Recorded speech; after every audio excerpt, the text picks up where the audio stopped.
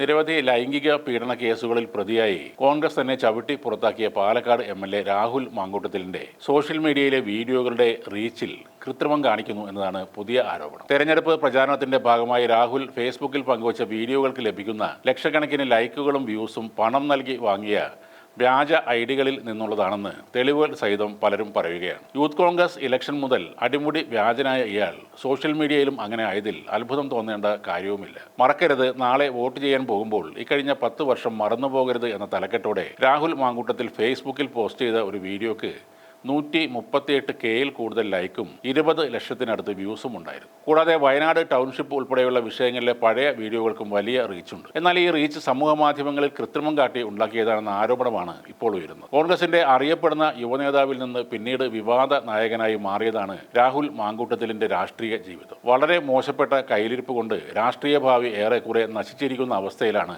ഇപ്പോൾ രാഹുൽ മാങ്കൂട്ടത്തിലുള്ളത്. എന്നാൽ താൻ രാഷ്ട്രീയത്തിൽ സജീവമാണെന്ന് കാണിക്കാൻ പലപ്പോഴും സോഷ്യൽ മീഡിയയിൽ പോസ്റ്റുകൾ ഇയാൾ പങ്കുവെക്കുന്നുമുണ്ട്. രാഹുലിന്റെ വീഡിയോ പോസ്റ്റുകളിൽ കമന്റ് ചെയ്തിരിക്കുന്നതിലും ലൈക്ക് ചെയ്തിരിക്കുന്നതിലും ആദ്യത്തെ കുറച്ച് ഭാഗം കഴിഞ്ഞാൽ പിന്നെ കുറെ ഫേക്ക് ഐഡികളാണ്. ഇതാണ് ഇടത് അനുകൂല പ്രൊഫൈലുകളുടെ കണ്ടെത്തൽ. ലൈംഗിക പീഡന കേസിൽ പ്രതിയായ രാഹുൽ മാങ്കൂട്ടത്തിൽ പണം നൽകിയാണ് ഫേസ്ബുക്കിൽ ലൈക്കും കമന്റും വ്യൂസും വാരിക്കൂട്ടുന്നതെന്നാണ് ഇടത് സൈബർ ഹാൻഡിലുകൾ ആരോപിക്കുന്നത്. വീഡിയോ തെളിവുകൾ സഹിതമായിരുന്നു ഇവരുടെ ആരോപണം. ഫേക്ക് ഐഡികളിൽ നിന്നാണ് കൂട്ടത്തോടെ വലിയ രീതിയിൽ റിയാക്ഷൻ വന്നിരിക്കുന്നതെന്നും പല ഫേക്ക് ഐഡികളുടെയും പേര് തായ്ലൻഡ്, മലേഷ്യ തുടങ്ങിയ രാജ്യങ്ങളിൽ നിന്നാണെന്നും ഇടത് സൈബർ ഹാൻഡിലുകൾ വീഡിയോ സഹിതം ആരോപിക്കുന്നു. ഈ പ്രചാരണത്തിനെതിരെ രാഹുൽ പ്രതികരിച്ചിട്ടുമില്ല. ഈ കാര്യമാണ് ഇടതുപക്ഷ അനുഭാവികൾ സോഷ്യൽ മീഡിയയിൽ പോസ്റ്റ് ചെയ്യുകയും തുടർന്ന് അത് പല മാധ്യമങ്ങളും വാർത്തയാക്കുകയും ചെയ്തത്. ഈ സംഭവം പൂർണ്ണമായും ശരിയാണെന്ന് മനസ്സിലാക്കിയ മനോരമ ന്യൂസും മനോരമയുടെ ഓൺലൈൻ മീഡിയകളും അത് വാർത്തയാക്കിയിരുന്നു. എന്നാൽ അതിൽ പ്രകോപിതനായ രാഹുൽ മാങ്കൂട്ടത്തിൽ മനോരമയിൽ വിളിച്ച് ഭീഷണിപ്പെടുത്തിയെന്നാണ് പറയുന്നത്. UDF സർക്കാർ വന്നാൽ നിങ്ങളൊക്കെ അനുഭവിക്കും എന്ന ഭീഷണിക്ക് മുന്നിൽ